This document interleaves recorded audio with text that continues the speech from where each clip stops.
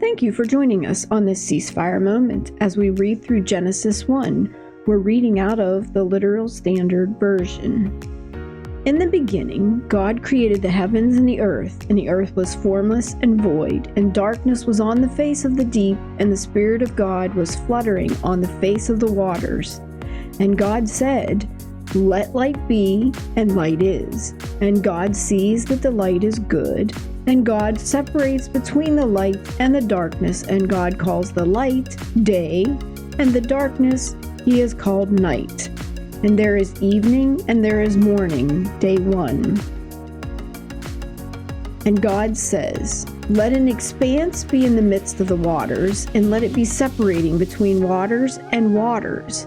And God makes the expanse, and it separates between the waters which are under the expanse and the waters which are above the expanse. And it is so.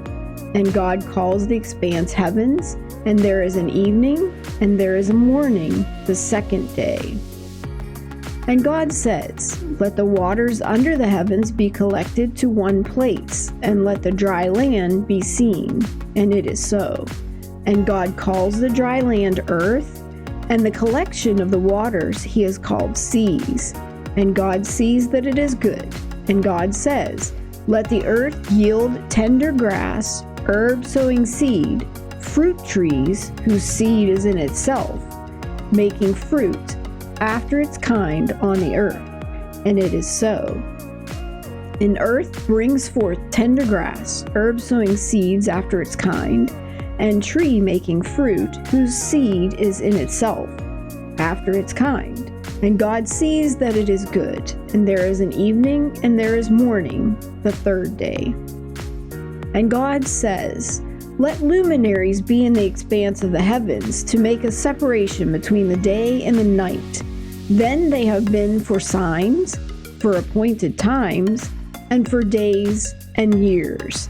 And they have been for luminaries in the expanse of the heavens to give light on the earth." And it is so.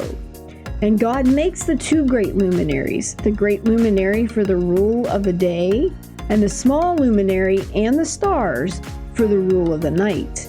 And God gives them in the expanse of the heavens to give light on the earth, and to rule over day and over night, and to make a separation between the light and the darkness.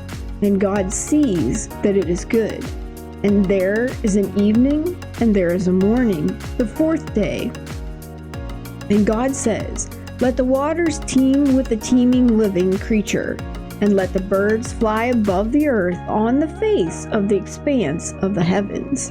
And God creates the great dragons, and every living creature that is creeping, which the waters have teemed with, after their kind, and every bird with the wing, after its kind. And God sees that it is good. And God blesses them, saying, "Be fruitful and multiply, and fill the waters and the seas, and let the bird multiply in the earth."